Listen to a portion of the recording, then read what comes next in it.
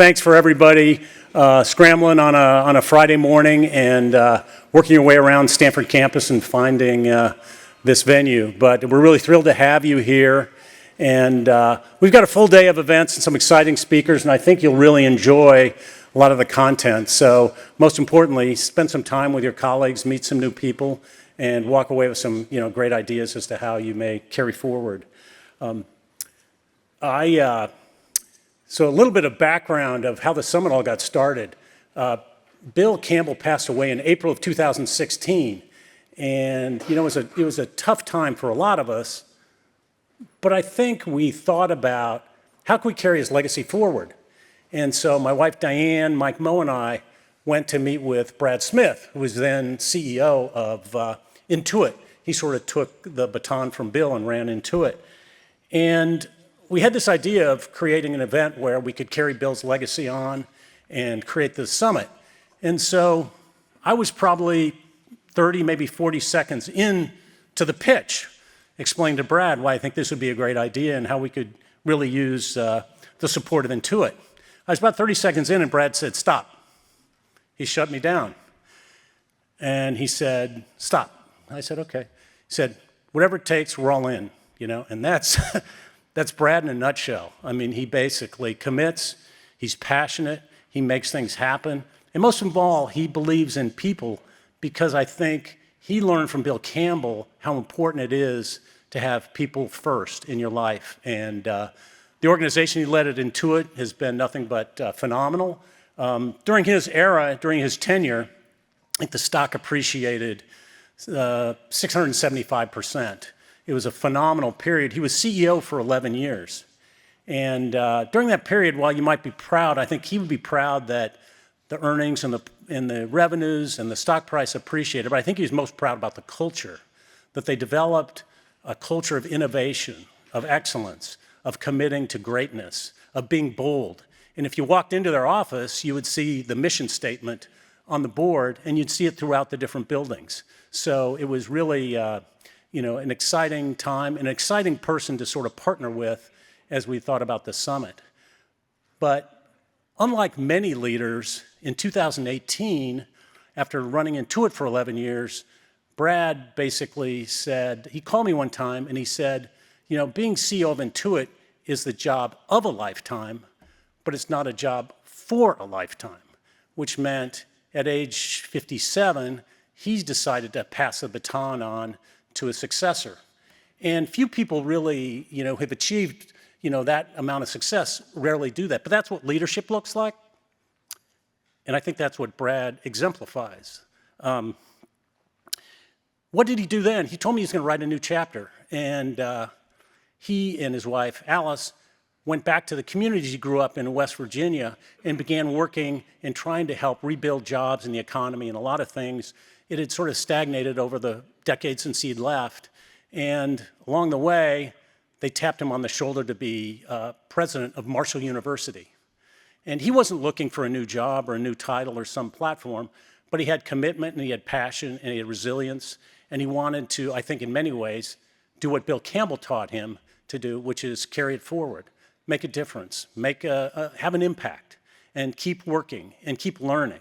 And so I would tell you the summit exists largely because of Brad's persistence and vision and generosity and help. And we're thrilled to have Brad Smith with us today.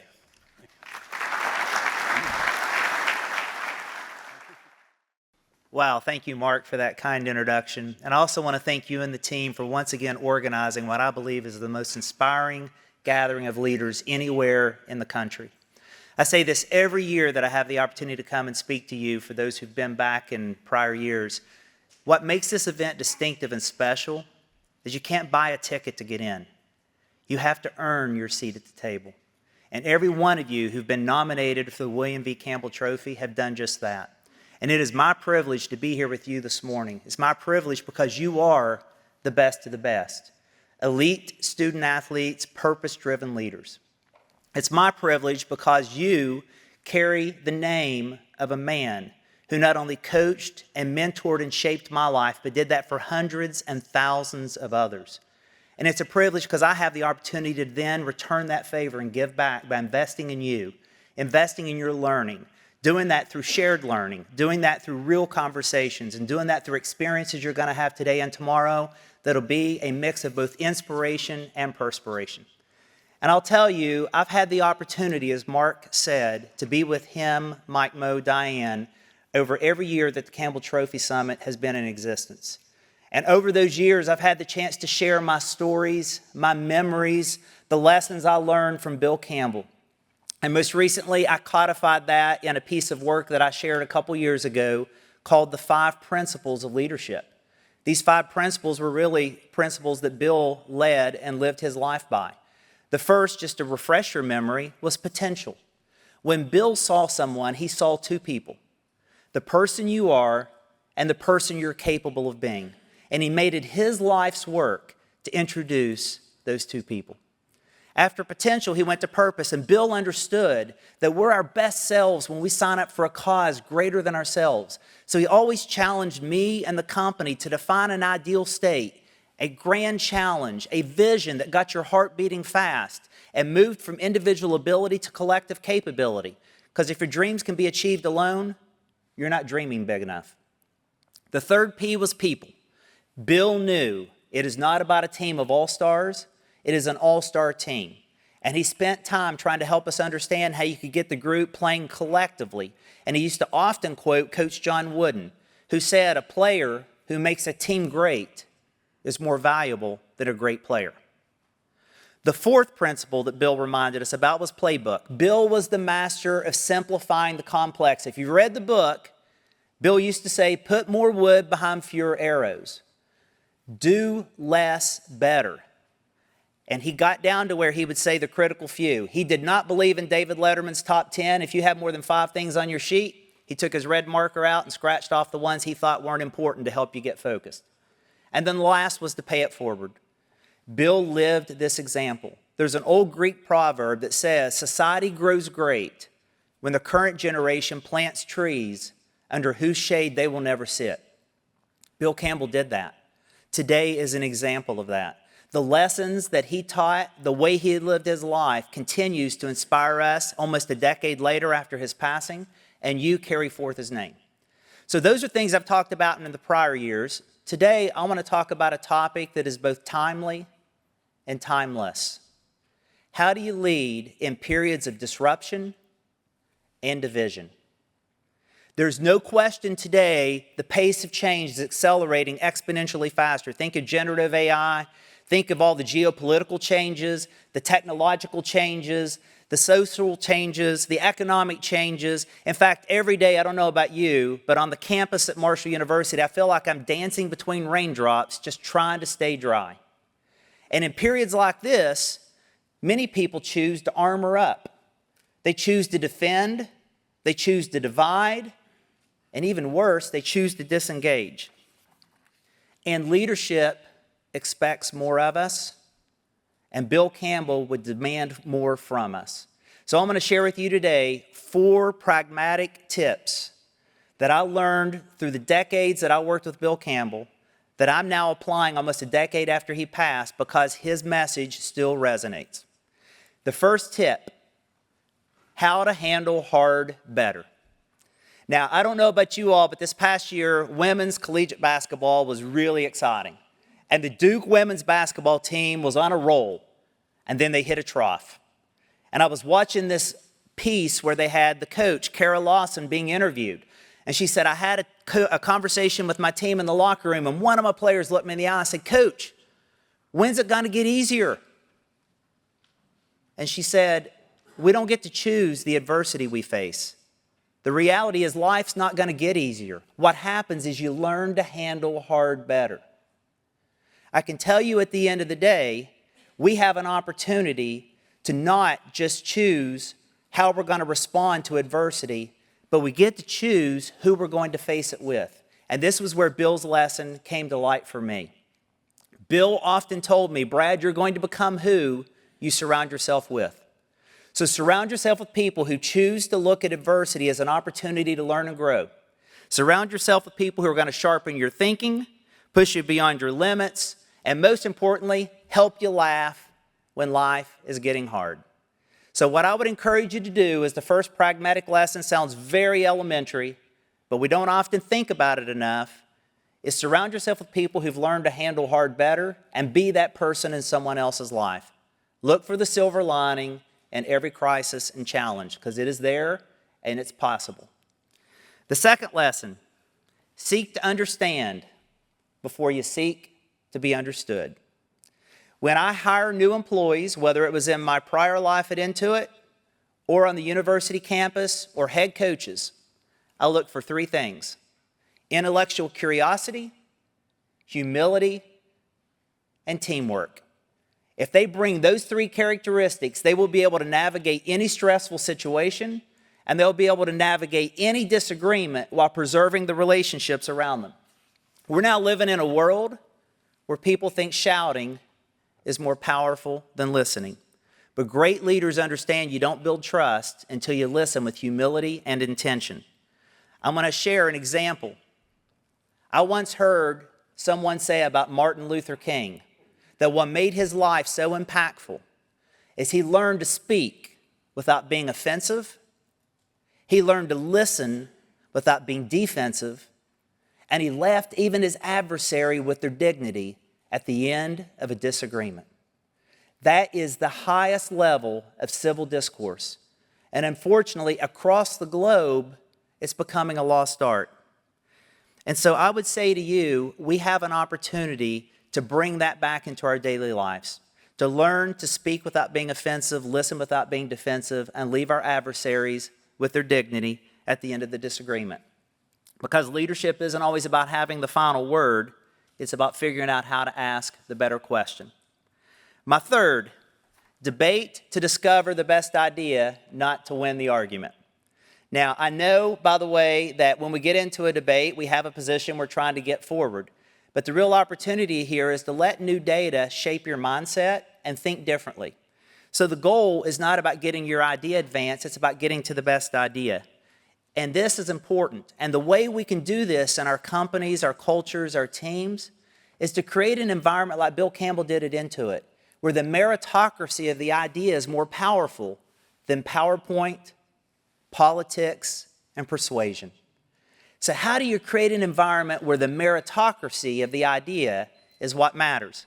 Am I over time? I'm getting a beat. Sorry about that.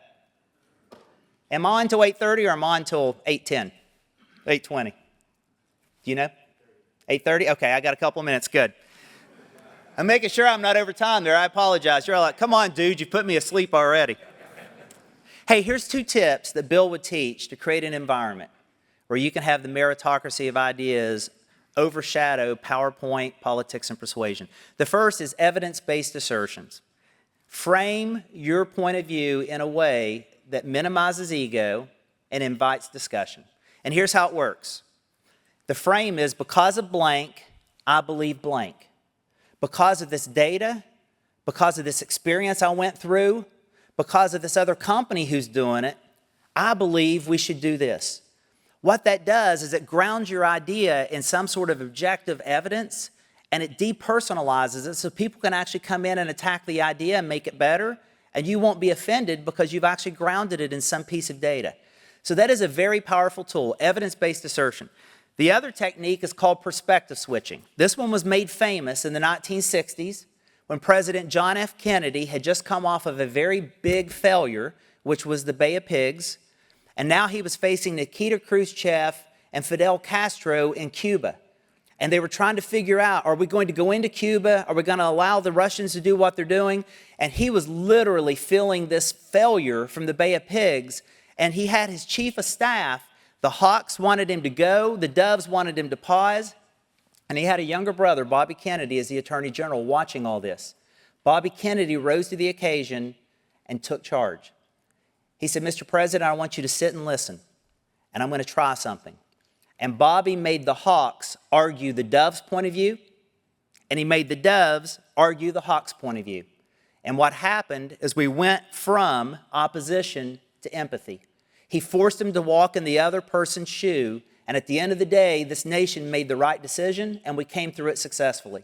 And President Kennedy was actually to take that moment to hear all perspectives and make the best decision. It takes me to my last and final point of the 4 lessons. This wisdom is how to remain grounded without losing your roots, but bend when change requires you to bend. This is based on a Buddhist principle. The Buddhist principle is very simple. In the face of a fierce storm, the mighty oak stands tall and rigid, only to be snapped by the wind. But the reed, deeply rooted in the ground, bends until the storm is past and remains standing. Leadership is not about being immovable. It is about knowing when to stand firm, about knowing when to bend. It's about knowing when to push forward and when to pause, but most importantly, knowing what grounds you. What are your values and your principles? Which brings me to you. You are the change we need in this world. You represent a trophy that is not just about excellence, it is about character. The world needs more of what you do every day. And I ask you to seize these next 2 days to get your confidence and know to go out in the world and be the beacon that Bill Campbell was for so many of us. When you go out there, show people what it's like to handle hard better. Show people how you can speak without being offensive, listen without being defensive. Show people how you can build a culture where ideas matter more than egos, and show people how you can bend without losing who you are in times of change. Be bold, be curious, be kind. But please be you. You are William V. Campbell Trophy nominees. You carry the name of the greatest man that I've ever known in my life. And the world needs Bill, so the world needs you. Thank you. Have a great summer. God bless.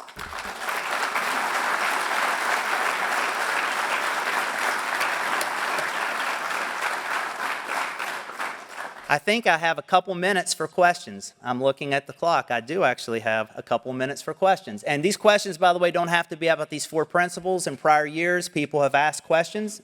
Am I good to wait 30? We're waiting on Steve Young, so take your I can filibuster? Steve Young? I thought he ran a hurry-up offense. That dude's not here?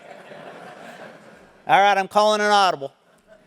Honestly, questions about anything around leadership, anything about Bill Campbell, anything about higher ed, the fun of NIL and transfer portal that I live every day? Yeah. How do you go about navigating? Can you speak to that even more? I can. I'll give you an example. So I stepped into an academic setting. I never planned to do it. I don't have a PhD. I'm a non-traditional president, but I'm the first alumnus to serve Marshall in 188 years. My mom and dad had GEDs. They got me and my 2 brothers through college, so I was first gen. They bought me these rings because they kept their promise, and I've never taken this ring off because my mom and dad sacrificed for me. So this is my purpose, and it's a promise kept. So when I show up, I go to Harvard the first year, and there's a new president's forum for university presidents. At this time, started the rolling of DEI and woke and anti-DEI, and we're going to have to change all these things. And so we had an amazing president who came down from the University of Baltimore, Maryland. And he was amazing. He was a renowned leader. He had marched with Martin Luther King. And so I raised my hand and I said, sir, I've got a question. I'm living in a state right now where there's a lot of concern about the language that's used and the things that are in place. And I don't mean this to be a political statement. I mean this from a values perspective. I came from humble beginnings where people made fun of my accent when I lived in 10 states. They didn't think I was educated because I went to Marshall, not some of the other schools. And I have tried to always be a champion for the overlooked and underserved. So how can I be a university president when things may be dictated that I think are important but may not be viewed as acceptable because of the language? And he looked at me and he said, bless your heart. And I thought, dude, I was waiting for the guy to say, yeah, I marched for that. He said, do you think the students care what words or language you use? What they care about is whether you love them, you support them, and you're with them every single day. So create the environment that you know is important and forget about the words. So what I would say to you is in every one of these situations, if you can get past my ego in this case, where I was wanting to show that I was a mighty oak, I was going to stand firm, and instead realize this was really about empathy. It's about getting in the ditch with someone and saying we're going to walk out of this together. So find that thing that allows you to stay grounded in who you are, and then separate the rest and say it's okay to bend. And by the way, storms pass. And whatever the next chapter may look like, you'll still be grounded and you can figure out how to make it thrive in that scenario. So I know, by the way, this is not intended to be a political discussion. I'm not here to offer a point of view on one thing or the other. What I was telling you is a real life example of I'd gotten trained for years to use certain words, and all of a sudden those words weren't necessarily the words I was supposed to use, and I was completely confused. And I was vulnerable, and I got a little tough love. So I'm a read now. Yeah. Other questions? Yes?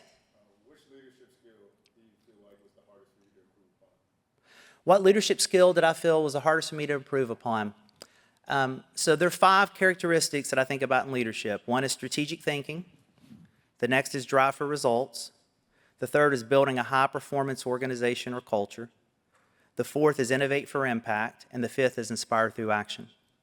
And I would say to you that for me, building a high-performance culture was a skill that I had to learn and develop, because that's an environment where you go from having all the answers when you're in school to asking the right questions when you're in a leadership position. How do you actually empower people? Bill used to say, the job of a leader is not to put greatness in somebody. God already did that.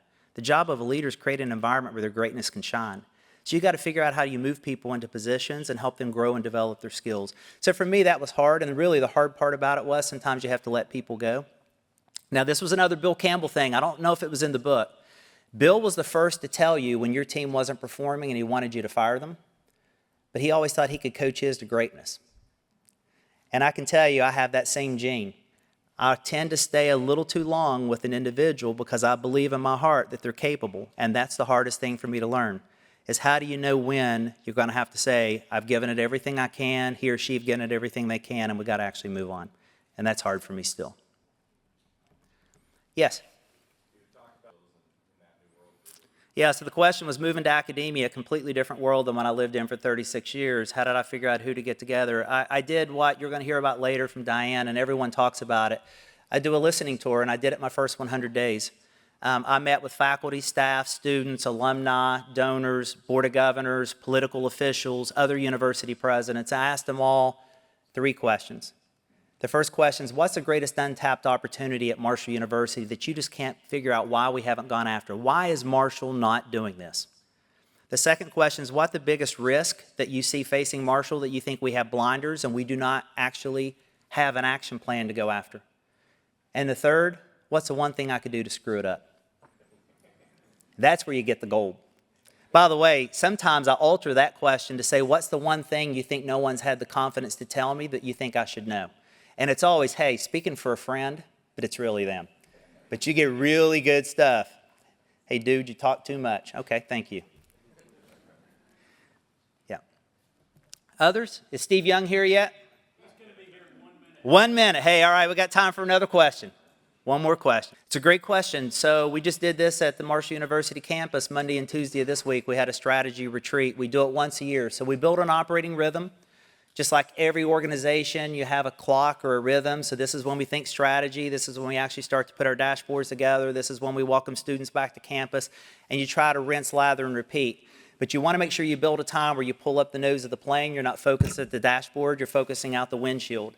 And so we come up with a framework that we all agree we're going to adopt. Because the problem is, if everyone has their own definition of leadership or their own definition of how they're going to do innovation, then you get the Tower of Babel. Nothing works. So we all agreed that we're going to adopt a philosophy, and then what happens is we train on it, we give each other feedback. I'll tell you a tool we use to give feedback, and we build it into our performance plan, and then we give them the responsibility to cascade it to their team. So in a period of about 6 months, everyone on the campus has the same definition. They understand and can teach it. It's called learn, teach, learn, and then it's actually a part of how their performance will be assessed. And it just becomes the vocabulary that you use. The best way to give feedback is a tool that we've learned at Intuit. It's called Situation Behavior Impact, SBI. In this situation, I saw you say these things. The behavior was when you did it, you had a stern look on your face and you didn't take a breath. The impact was I watched the person on the other side begin to shrivel and they didn't talk the rest of the meeting. And so you let them know in this context, this is what they did and this was the impact, and then you give them a coaching tip. So we do that with our leadership model. We say, love you like a brother, love you like a sister, but in this situation, I saw this behavior, this is the impact, and I think this is the opportunity you have to do something a little differently. Okay, we're good? We're good. We're great. Filibuster is over. Appreciate you. Take care.